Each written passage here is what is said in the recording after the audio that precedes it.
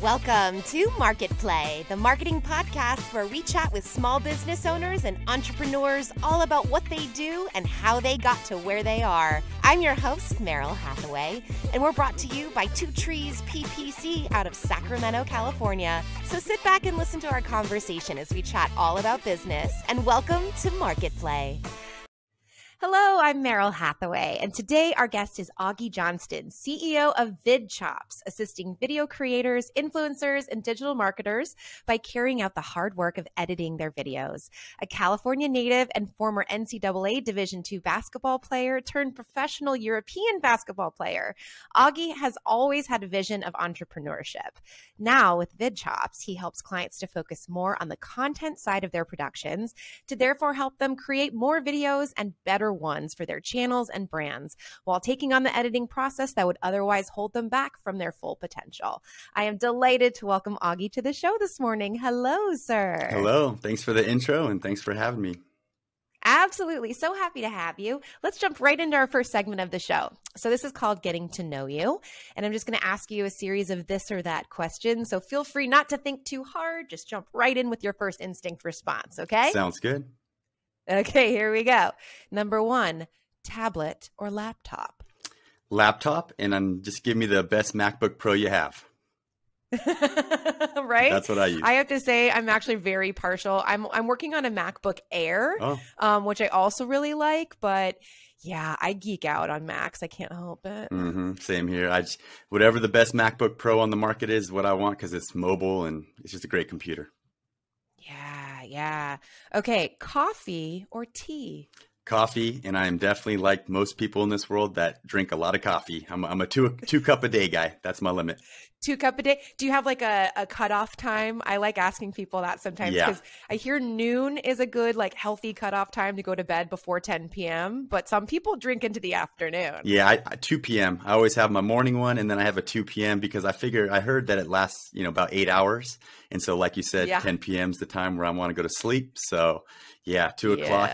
If you do the math, 2 o'clock is my last cup. Yep. Okay. That makes sense.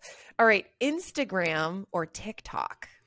Definitely Instagram, although I respect TikTok and what they've built and everything. But I'm an Instagram guy for sure. Yeah. Well, it's interesting to me because as a video editor, I think of TikTok as standing out a little bit more just because of the way the platform is set up. But it's funny, almost nobody responds with TikTok. Why do you lean toward Instagram? Is it just because it's been around longer, you know it better, or you like the platform better? I think it's just more of an adult crowd there. TikTok, it's more, I look at it more for the youth and younger. And, as a video editing service, sometimes people ask, do you edit TikToks? And we're like, well, yeah, we can edit TikToks. But in the end, no one really wants their TikToks edited. Those are kind of just quick one and dones. But definitely with the YouTube videos and Instagram as well, people do want their Instagram videos edited for IGTV. Yeah, for sure. Yeah, and that makes total sense. Yeah, the younger crowd skews towards the TikTok world. Okay, so content or engagement? What do you mean exactly by that one? So like creating the content or involving yourself in the engagement around the content? Creating the content. Yep. Okay. Yeah, I'm kind of one of those guys that might hire a team to manage the comments and that kind of stuff in my world. But definitely creating the content, I like that. I enjoy it. Yeah, I get that. Sometimes it's really fun to get into a random conversation with someone who you happen to like comment on something. I've had that a couple times where people slide into my DMs and they end up being really interesting people I have tons in common with. But I think I'm a content creator, obviously, too, and I enjoy that process more also. So I get that. All right. Netflix or YouTube? YouTube all day. I mean, this is crazy, but I've been watching YouTube religiously since about 2008 as like my main viewing platform because in 2009 I moved to Europe for a long time, and over there, the TV was not in English. So what was I going to watch? And I found YouTube, and YouTube was 2006, I think, is when it first started, and in 2009, and there was not much to watch back then. I will definitely say that. But nowadays, of course, YouTube's everything. I love YouTube.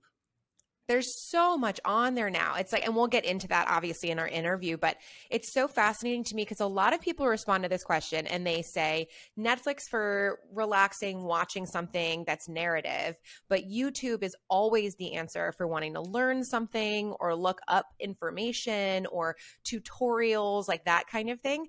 But I've actually started watching a lot of just regular content on there. So we'll get into that a little bit more. But yeah, it's really interesting how much it's expanded and that now that offers so many different things. Yeah. And lastly, because we're in the finals this week, I got to ask, the Suns or the Bucks? I'm going for the Suns because I want Chris Paul to win his first championship, and that's basically the main reason. Well, it could very well happen. And I think there are a lot of people on board with the same answer. It's been a really interesting season. And to get to this point, it's kind of fascinating. I've also just the amount of the high profile players that just seem to like go down like dominoes this season. It was just kind of nutty. So it's great to see somebody like him who, you know, might win his title. And I think there's so many people on the same page as you. Yeah. And his whole career up to this point has been pretty first class. You know, no scandals. The guy's, I think, the head of the players union for so many years. So he deserves it. He's like the Derek Jeter of basketball in a way, right? Where like he's just been like a stand-up player that you can get behind. Definitely. Yeah, definitely. Yeah. All right. Amazing. So Augie, we're going to jump right into humble beginnings. So with this section, I just want to know, what was your very first job ever? Well, that's taking me way back, but first job ever, I was a pizza delivery guy. Pretty typical. Yes, I love it. Oh my gosh, for who and how was that job? I was about 16 years old. I just got my license. It was for like a local pizzeria around here called Nardoni's Pizza, and it was a fun job. I mean, when you're 16 years old, just learning to drive, you know, getting to throw a couple pizzas in the back, hop in your car, go make some tips, right? It was a great job. Now, I will say that this was before we all had GPS on our phones. So delivering pizzas back before GPS was not an easy task. But yeah, that was the first time where I actually got some cash in my pocket. Wow. Did you have any like standout customers? Like you show up and someone's in their underwear, or anybody who gave you like a crazy huge tip, like for no good reason? Like did anything stand out, or was it all just sort of like a mishmash of different folks? No, I do remember one time I had to deliver this pizza way out. I'm talking about like probably 25 minutes away. And for me, in this small town that I live in, it's pretty far. So I was like, all right, 25 minutes is the longest I've ever gone. I get to this house, you know, the driveway is just like straight up this huge house. And that was the biggest tip I ever got. I think I got $50 there. Wow. Because you had to go out so far that they were just generous to be like, wow, thanks for making this happen. Yeah. Yeah. Definitely. Was the pizza even hot by the time you got there? You think they had to throw it in the oven? Yeah, I don't know about that one. They didn't check it before they gave me the tip, but I think it was fine. Oh, that's amazing. $50 to tip on pizza. That, you know, that pizza couldn't have cost more than like 20 or something at that point. Right. Especially back in the day. So, wow. Okay. So pizza delivery all the way to VidChops. So fill me in. What led you, and I know that there's so many stories along the way, but what led you, knowing you had this entrepreneurial spirit, into the role that you're in now with your new company and the work that you do today? How did you get there? Yeah, I actually never knew I had the entrepreneurial spirit, but now I can like look back and be like, oh, okay, yeah, I was definitely doing all the little things, selling burnt CDs, you know, buying candy for 50 cents, selling it for $1, like in my younger years, right? Like not stuff I'm really proud of, but I actually really did do all that kind of stuff growing up. And then, you know, the thing that made me kind of take note of the whole, especially the online business world and digital marketing and stuff, was when I was a junior in college, or maybe a senior in college, and I wanted to jump higher. You know, I was looking online how to jump higher. And, you know, at the time I was a broke college student. I didn't have any money. I was looking for, you know, a PDF or a YouTube video, and I found a course, right? And this is 2008, 2007, right before I moved to Europe. And it was a course for $300 on how to jump higher. And, you know, of course I had all these claims and stuff on how to jump higher, and I bought it. As a broke college student, I spent $300 on this thing. And, you know, a week or two later, I look back and I'm like, why? You know, why did I do that? You know, like I don't have that money. And I went back to the product page, you know, typical sales page, and I started looking through it and I was like, wow, this is the page that really is selling a $300 product that, persuaded me, to buy. And that was the first time where I took note, like, okay, there's somebody, I can't remember the name of the guy that was selling it at that time, but there's somebody who knows what they're doing on the other end of the world. They're selling this digital product for $300. They're making definitely, some good money off this. And so I was like, wow, that's a pretty cool thing. Maybe someday, I could do that. But that was just like a quick thought. But looking back, I can see like that was my first introduction to internet marketing. And not to ramble too long, but then, I'm finished my college basketball career. I want to play in Europe. I go and I sign my first contract to go and play in Europe. It was the biggest deal ever. And I'm making Oh my God. How exciting was that PS? Because I've always wanted to ask an athlete that jumps to that level, like, what is it like realizing that you've been playing something your whole life and now you can make money doing it? Like, what did that feel like? It felt good. It felt good because like for me, it was all earned. Like I wasn't some big name coming out of college. I played at a Division II school. I had, I was a walk-on. I didn't have a scholarship when I first came in. I earned it. I got a lot better. I improved. And by the time I finished college, I was like, wow, I'm actually in a position where there's a chance, right? There's a small chance where I could go and play in Europe and make money doing this. And so when I did finally sign the contract, it was huge. I remember taking a picture of it, all that. But I do have to tell you, I was not rolling in the dough. I was making $1,000 a month. And so, and this is sometimes those dreams don't actually pay the dream money. It's the dream job, but the dream job doesn't necessarily give you the funds to then live the dream life. Yeah, exactly. Yeah. But it did actually, it's part of the story because, here I am now playing in Europe, living here, making $1,000 a month. Looking what, I can't do this forever. Obviously I did do it for a long time. I did it for 7 years and I was able to move up and earn more money. But, at that point I was looking like, hey, how can I make some more money living here in Europe? And I looked back at, the $300 course, right? I was like, okay, I'm sitting around here, can't watch TV. I'm watching YouTube all day. So I'm like, hey, I should try to start some stuff on YouTube. I should look to learn how to market on YouTube. So I did that and I found some courses on that, and not really any courses. It was actually a PDF that I found that talked about YouTube SEO back in 2009. And as you can imagine, it was super easy to rank for terms back then. So the first dollar that I made online, and this is actually not something I'm proud of either. but that's okay. But sometimes that's part of the journey, right? But this is kind of where I learned the game to start off and got me into this whole world. Is I would rank videos for, how to whiten your teeth. And then the video would be just like some stock photos and some stock footage with a message to click the link. And I was sending people to CPA offers to, enter their email, get their free teeth whitening trial. And I was building leads for other businesses through YouTube marketing. And this is way back in the day, and it's easy to rank. And those videos did rank, and eventually they got taken down, of course, by YouTube. But I learned SEO. So long story short, I learned YouTube SEO. And then from there, I decided to launch a basketball training YouTube channel. And that's kind of where this whole YouTube journey began. I long story short, grew that to 200,000 subscribers, 20 million views. Wow. From the very beginning, I had set up a funnel, and this is before, click funnels and, all these people talking about funnels nowadays. It's like the hot topic.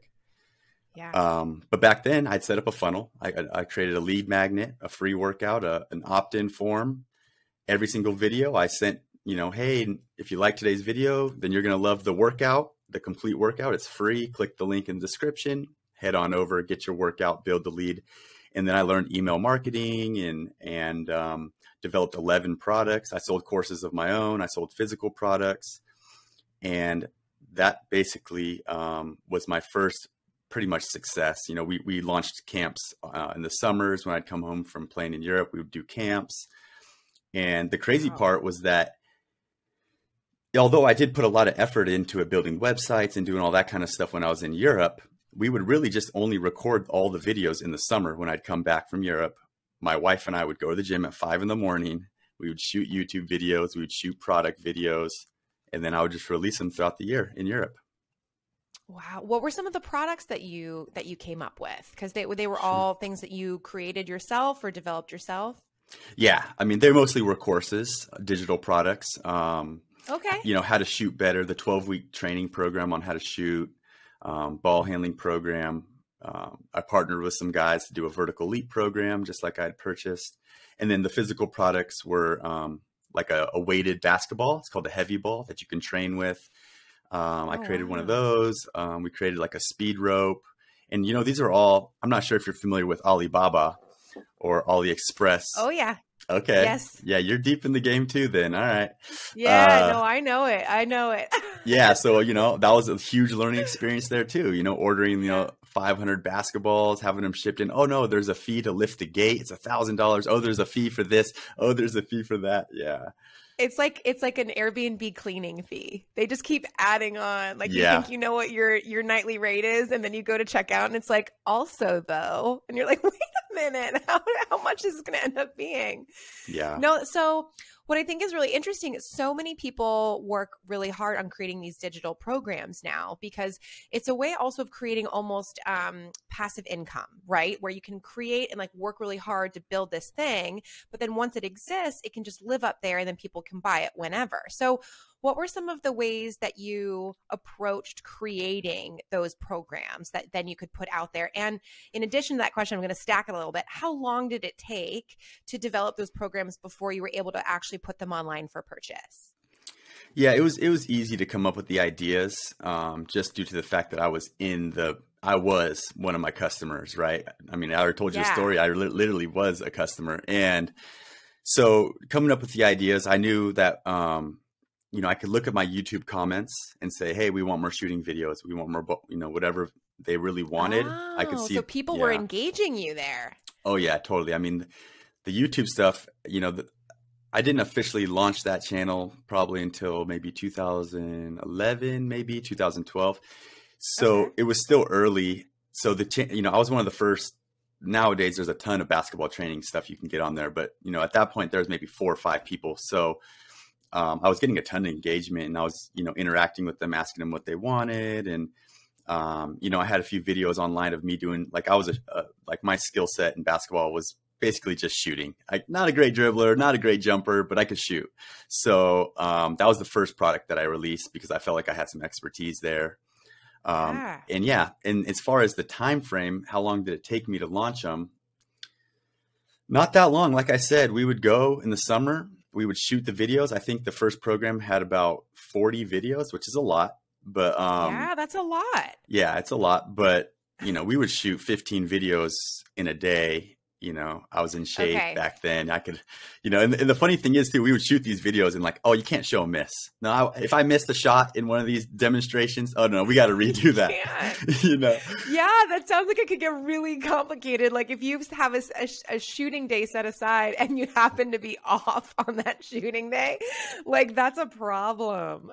Yeah. But one of the things I think is really interesting, I'd love to ask your opinion on this, is I think when a lot of people are creating content, they feel like it has to be perfect. So they spend so much time trying to make this thing like perfect before putting it out there. And it sounds like at least back at this time, you were, making sure that they were good, but it doesn't sound like you were spending, you know, hours upon hours upon hours to make sure that it was perfect. You were just doing it and getting it out there. Do you still kind of look at it that way? And because obviously with the editing now, you help people make it look as good as possible before it goes out there. But there's still a difference of like perfection versus this is great content. It doesn't have to be perfect, and then getting it out there. What do you think about that? Yeah, no, I totally agree about that. It's all about the information that's in the video. It's not about, you know, the video quality as much, although, you know, it's more competitive nowadays, so it's important. But for me, it's all about how you are on camera. And I know when I was first getting started, you know, I hadn't shot a video yet. There was a guy who was already doing it, who lived in Chicago. His name is Jack Cassio. He has a YouTube channel too. And he, you know, he's like, yeah, come on out. We'll shoot some videos. We'll meet. I'll teach you some stuff. And he was real big, like, how are you on camera?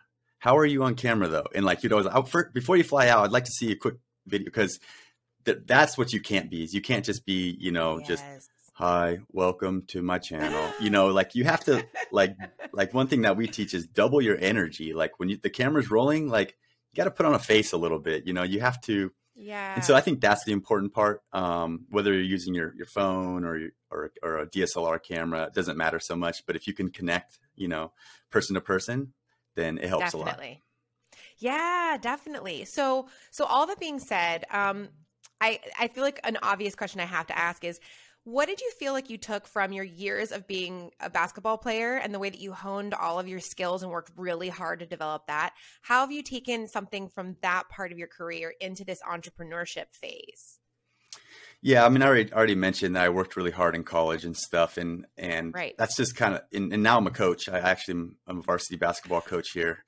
And amazing. Yeah. That must be so much fun to go on the other side. Yeah, it is fun. And so, that's, the other day in one of our practices, this was a few weeks ago, every player had to write up on the board, one word that they promised to live by for the rest of their life.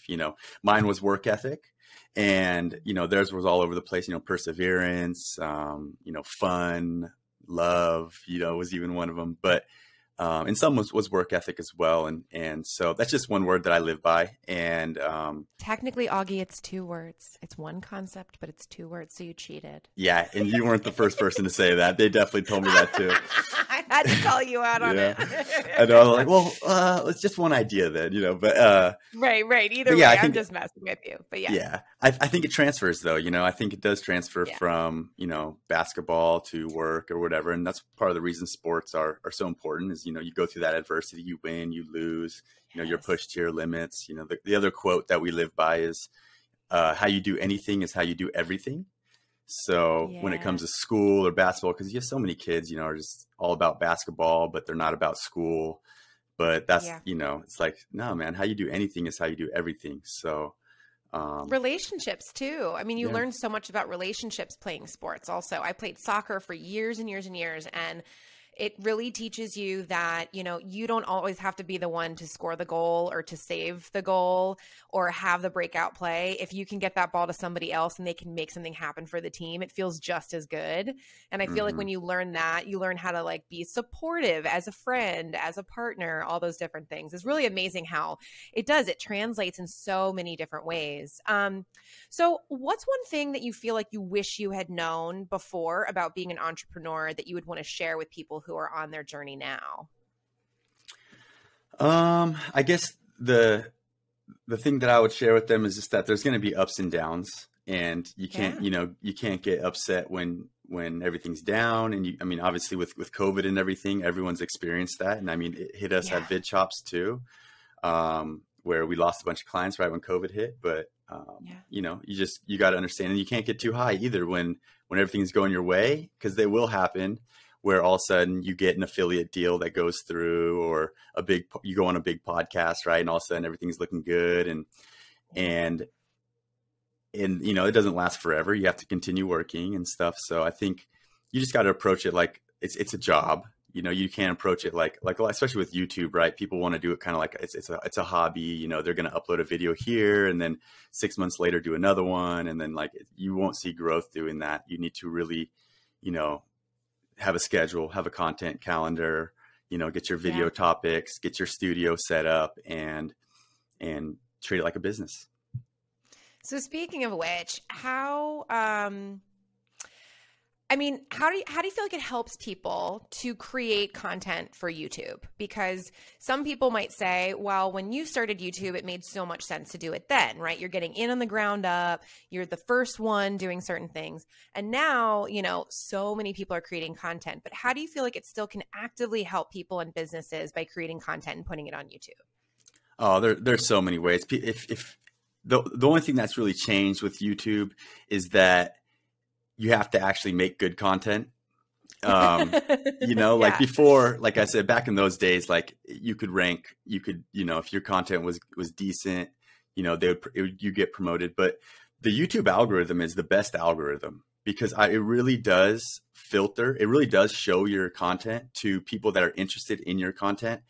And if you make good content, it will promote you. It'll do all the work for you because it's all based on watch time. I mean, I'm not going to dive too deep into the algorithm right now, but if you create a video that people watch all the way through, then YouTube will promote that video and recommend that video to people that would like to watch it, that will watch it all the way through as well. So they notate when people not just start a video, but actually watch it to completion, because that sort of proves that it's good content enough to hold people's attention. Is that what you're saying? Yeah, exactly. That's really the name of the game. I mean, there's a few metrics. The first metric is click-through rate. That's why creating those little YouTube thumbnails and a clickable title is so important.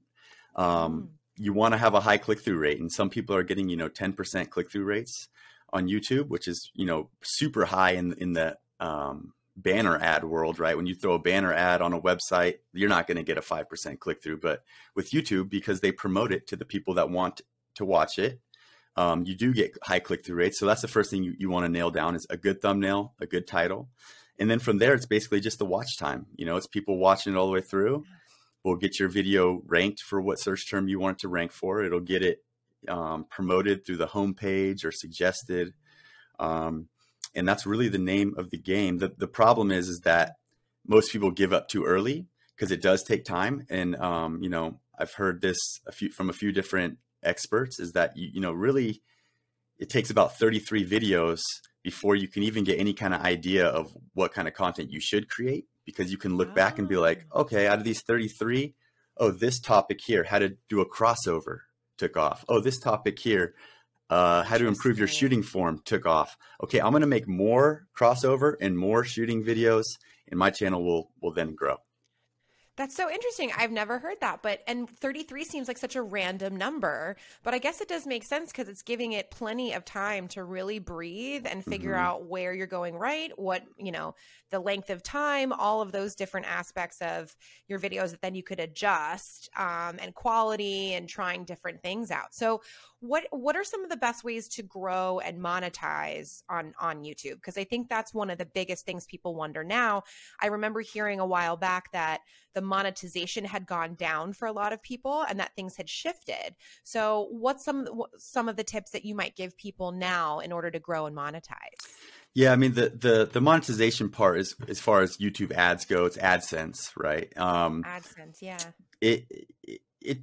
That's not really where you're aiming to make your money when you're launching a video marketing campaign on YouTube. Now, I will say I did watch an income report from somebody named Meet Kevin, who gives financial advice out, and he's like a real estate advice, and he in 1 month made over $500,000 just off YouTube ads. Wow. Yeah, and in 6 months he did about 2 million in about 6 months just through the ads. But we're talking about probably 30 million views a month there. He's getting a lot of views. He's releasing videos every day. But with that said, the topic that you talk about on your channel will determine how much you earn, your CPM, basically, which is your cost per 1,000 impressions on those ads. Will determine that. In the basketball world, my CPM was not good. I would make about $2 per every 1,000 views. Okay. While this guy, Meet Kevin, his CPM is super high. It's got to be at least, $12 per 1,000 views, something like that. So, but as far as the best strategies to monetize, it's all about, getting clicks onto your website. So, a best strategy, best practice is at the end of your video, you can send them to a lead magnet, hey, if you want more information on blank, that hasn't changed really since I did it back in the basketball world, and send them to a lead magnet, capture email address, or send them directly to a product, that can work as well. YouTube provides users with great tools. I mean, you can put a clickable link on the screen at the end of your video, meaning, they don't have to click the link in the description. There's literally a link right there on the video. They can just click right on it to head over to your website. So that's a great way. Yeah. And also, is that something that YouTube, I'm sorry, go ahead. I was just saying, also keep in mind too, that your YouTube videos will rank in Google search as well. So you can gain traffic in multiple ways. So it's a lot about using YouTube as a way to kind of be a jump start to get to either your website to sign up for services or purchase a product or all those different things, which makes so much sense. When you mentioned the clickable link at the end, I think that's really interesting. Is that something that like VidChops will do for people, is do that, or it's within YouTube to add it to the end when you're uploading a video? Because that's something I'm actually not familiar with, and I'm sure a lot of people would want to utilize. Yeah, so VidChops, we have a couple plans. We are a video editing service. If you've ever heard of Design Pickle for graphics or whatever, we are a video editing service, very similar to that. And we have add-on plans. So one of our add-on plans is called YouTube Helper. So with that, if you have that add-on, then yes, we'll upload it to your YouTube. We'll create your thumbnail image. We'll create your title. We'll do SEO research on there. And then we'll also schedule it and put that little button to click. So to answer your question, yeah, we do that. And it's not for everyone. I think you might have to have 1,000 subscribers or something like that. But at some point you do get unlock a few features. Yeah. And it might sound like a really basic question, but what do you feel like is a good way of just building that subscriber base when it comes to someone who's just starting out or even has a business that's going okay? But how do you get people to go and subscribe to your YouTube channel? Is there any tips and tricks that you can recommend that aren't already super obvious? Because I can't think of it. Yeah, a few tricks that I've come across. Obviously, number one is asking them, hey, if you like today's video, subscribe. But everyone does that. A more advanced trick would be to maybe add something in the video, like let's just use basketball as an example. Maybe I go up and I miss a left-handed layup. In the video, I might say, hey, I know you guys saw me miss that left-hand layup, but guess what? In 2 weeks, I'm going to release a video that teaches you how you'll never miss another left-hand layup again by using this special drill. So go ahead and hit subscribe so you don't miss that video. I think that's kind of the best way to go about it because it incentivizes people to click that subscribe button. It's like a teaser of what's to come almost. So like, hey, don't miss out. And people are going to forget unless they subscribe, and it just pops up automatically. Yeah, it gives them a reason to subscribe, But yeah, those are kind of the main things. Also, I think at the end of videos, if a lot of times we talk about a call to action to send them to a lead magnet. Well, you have that call to action at the end of your video. You can use it for whatever you want. Maybe, you want to use it to have them subscribe. Yeah, definitely. Okay. And then you said something earlier that makes a lot of sense, which is that being comfortable on camera is a really important aspect of getting good content. So for someone who might be really great behind the scenes and feels good about what they do and wants to do videos, but is like, I do not feel comfortable with that, and I know I need to do it anyway, what are some things that you might suggest for them? Sure. Kind of 3 tips is the first one, like I mentioned, is double your energy. So, you do have Not me though, because then I'd be off the walls. You'd be surprised. I mean, people come and watch me shoot videos sometimes, and I'm like, "What's up, guys?" And they're just like, "Oh my gosh!" But then afterwards, you go and watch it, and you're like, "No, it looks kind of normal with a little background music." More normal. Yeah, but definitely double the energy. Crazy though. Yeah, at the time you're just like, "What am I doing?" But that's the first thing. Double your energy, and the next thing is you got to recognize that you have to kind of act. Like you literally have to, like I said, put a face on, and be like, "Hey, I'm gonna act a little bit right here. Like I'm gonna, I don't know, whatever it is, be dramatic or funny." So that's the second thing. Just realize that you are on camera. Although you're being yourself, you need to act as yourself. I would say act as yourself. Yeah. And then the last kind of tip I have, especially for YouTube, is like you need to like come up with like a cadence. Like if you're shooting talking head videos where it's just like you talking to the camera, there has to be some sort of like cadence, almost like you're a rapper or something, like you got to kind of ride the beat a little bit with how you deliver your lines. So those are kind of the tips that I use. I think those are great. And I think another thing to keep in mind for people, and something that I've been told that I found really helpful, because we all get in our heads, even if you have like a script that you've written, and some people feel more comfortable with like literally writing out exactly what they're going to say, having it on a teleprompter. Those are things you can totally do. And there's like teleprompter apps and all different ways of like using that as a tool. And I think that can be really helpful, but also just remembering that it might take a few tries, and that's okay. Like get a couple out of your system was some of the best advice I think I've received when talking about this idea of like, I have to put something out there about this thing, but I just feel awkward or weird. Okay, so just record a couple and know that you don't have to post any of those if you don't feel comfortable with them. At the same time, don't do it so many times that then by the time you're at like take 26, 27, you're just completely in your head again about all of it. So finding that balance of like, do a couple just to get them out of your system, throw them away, and then you'll be sort of in that zone. I mean, I think that was some good advice that I felt like, especially people who are feeling more awkward about it might appreciate. Yeah, that's great advice. And it's YouTube. So, I mean, I'm not sure if you're familiar with what jump cuts are, but on YouTube, like when you record a talking head video, like the editor, a lot of times is going to come and just cut out all the dead space anyway. So when we talk to our clients, we'll tell them like, all right, this is what you do. Have your notes on the table. Look down, read your notes, look up at the camera, deliver just one line. If you're good, look back down, deliver the second line. We'll come in and just cut it all up, and it'll be fast paced, it'll be good. And then it's easy, it's easy for them. It's much easier. Yeah. Because memorizing is not for everybody, especially if you get nervous on camera or you just feel uncomfortable. Sometimes memorizing can throw everything completely off. So I think those are some great ways of looking at it. So, okay, Augie, we're going to get into our last segment of the show called Branded. And this is when I get to throw fun numbers into the episode and I ask you multiple choice questions. If you get them all right, you win. If you get them all wrong, you win. So no matter what, you're walking away a winner today. All right. This is just for fun.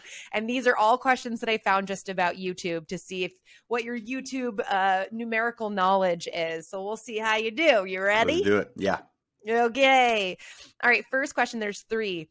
In 2021, there are approximately how many YouTube users worldwide? Is it A, 749 million?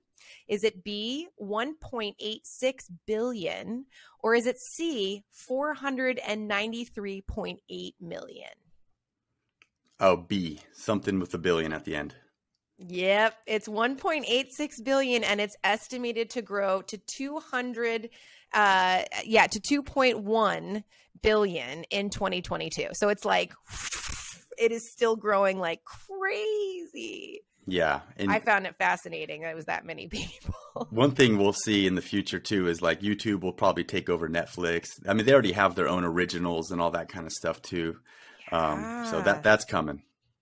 I remember it was only a few years ago in my acting career, I auditioned for a job that was for YouTube Red. Yep. It was a series specifically for YouTube Red. And I remember at the time being like, who's going to see this? Well, 1.86 billion people might be seeing it. That's who. All right. Second question. As of June 2020, who was the top earning YouTuber worldwide with earnings at 29.5 million? Is it A, Dude Perfect, B, Mr. Beast, aka Jimmy Donaldson, or C, 9-year-old Ryan Kaji or Ryan's Toys Review? Wow, that's a tough one because those are all big earners there. Yep, they're all huge. And I know every single one of them. I'm going to go with Mr. Beast. I'm going to say he took over Ryan's Toy Channel, but I might be wrong on that. Believe it or not, he still came in below 9-year-old Ryan Kaji or Ryan's Toy Review. I've got to understand this because I have friends whose kids watch this. What is this that people gravitate towards to this degree about the toy review? Yeah, well, it's crazy. I mean, nowadays, what kids watch is, they want to watch toy reviews, and they also want to watch other people playing video games, which is to people that are our age, like what? Watching other people, but to them, it's like watching sports. You know what I will say I do enjoy is I still think that I should start a channel for this because I have a very expressive face, especially when I'm watching stuff. My fiance calls me out on it all the time that I have like these crazy responses to things. And I think it's really funny to watch people react to stuff. So not the video game thing. I could not care less about that. But I do think it's really funny when people are like, okay, I'm going to watch this video and you're going to watch me watch the video. And then they make these crazy faces and they're not trying to to, you can tell they forget about it and they're just responding to something. Those I could kind of get into, but the toys review, this kid is $29.5 million as of June 2020. That's just like, what? Yeah. And he's like 10 years old or something. Yeah. But there is something about watching somebody review something or unbox something, right? You get to feel like you unboxed it in a way too. And I guess for kids, you know, that's exciting for them. So yeah, and I've definitely watched a few of adults doing it, and there are some that are really, really interesting. So I'll give it to them. I never thought it would be this big of a deal, but apparently it is. Yeah. All right, so yeah. Oh, go ahead. Do you have another thought? I was just going to say, like, one of our first clients at VidChops that we edit for, and he's actually a client to this day, is a tech review channel. Named Andrew Edwards, and so the reviews are huge. They are. Yeah. People don't want to have to do it themselves. They want to go and see what the response from a pro is. And I get that. I do get that. And I utilize certain tools like that before I purchase things. So, I mean, it makes sense. Okay. Last question. I love this one. Which video by musician Adele reached 1 billion views in a record of 87 days? Was it A, the Hello music video, B, the Set Fire to the Rain music video, or C, the video for Skyfall? Oh, wow. I'm going to say the video for Skyfall. Okay, so I knew that was going to throw you off. It was actually Hello. Hello. Okay. That was my second guess. I don't remember, or I don't know if you remember how big of a deal that song was, but for whatever reason, that song like threw everyone into a tizzy. We were like, she's back. She's saying hello from the other side of life. It was a big deal and it was very dramatic. She was like in a field frolicking and like just dramatically turning. It was very intense, but that was the one. It got to 1 billion views in 87 days. Yeah, that's crazy. That's crazy. Yeah, 1 billion views. I mean, the AdSense on that is probably pretty good. These record labels and stuff, they definitely need to have those music videos on YouTube it's significant, you know, that's a significant, although they're not making the most of their money there, but yeah, that's significant, you know? Yeah. Well, and I always think it's really interesting because I mean, music videos have been around forever. I mean, well before that we were like into them, people were making them, but now it's like a different level of, if you have a music video that can stand out in any way, it makes such a huge difference for people to actually go and purchase or go to YouTube and watch the video, and then they make money from that. Whereas before it was just on MTV and you could watch, you know, a slew of videos, and now you have to actively go and find it. But it really is interesting, like how much they can market the video aspect of the music because that music industry is so crazy that when you think about like how they try to make money and the fact that it can come from that, I just still think that's really interesting. Yeah. And also too, the music videos nowadays is, you know, you don't need a multi-million-dollar budget. Back in the day, the MTV ones, right? Those are $1 million budgets. Nowadays, you can hire a videographer for $50 an hour, and you know, go out there and if you're creative, you know, make a really good video that does get a lot of views. Or maybe you're unknown and you're an indie artist, you can go and make a video that, you know, skyrockets your career. I mean, Justin Bieber, he didn't plan that, but that's how he did it. So nutty to think that he started on YouTube, same way. Yeah. Because that was a long time ago at this point. But that kid, like, that's exactly where he started from. And now he has, like, his documentary series they did that's through YouTube as well. Demi Lovato also did her documentary series through YouTube. And that's one reason why they've done so well, is because, again, people look to that for literally every other thing that you would want to engage in is like it's on YouTube now. So amazing. Well, Augie, it's been so exciting to have you, and I would just love tell us where people can find you to reach out about VidChops, ask you questions, follow all the different things. Where can people find you? Yeah, so if you want to learn more about VidChops, you can check it out at vidchops.com. Like I said, we're a flat rate video editing service, basically designed for YouTubers. And our clients love us. They just got to upload their footage to us. We do all the editing for you because as a YouTuber myself in the past, that's what I found was definitely the hardest part about the whole job. Yes. Spending 6 hours editing a video. And then, yeah, you can find us on all the socials at VidChops. Instagram's kind of our favorite one where we, are posting and interactive and reply to DMs and stuff. So if you ever want to get in touch with me, you can reach out to me there. Amazing. It was so nice to have you. Thank you so much for sharing your whole story with us. And I hope that you have a fantastic weekend. It's going to be hot, I'm sure, where you are. It's certainly going to be hot where I am. So just remember to keep applying the sunblock if you're going back outside. Definitely. Yeah. Yesterday was a fail on that part. I'm a little crispy today, but hey, you live and you learn, right? Learn from your mistakes. Yes. Lots of aloe, my friend. Thank you. Of course. Thank you so much for listening to MarketPlay this week. I'm your host, Meryl Hathaway. We're brought to you by Two Trees PPC out of Sacramento, California. Always fighting for the small business. If you liked our podcast, don't forget to subscribe, leave us a review, and share it with your colleagues. Have a safe week out there, and we'll see you next time.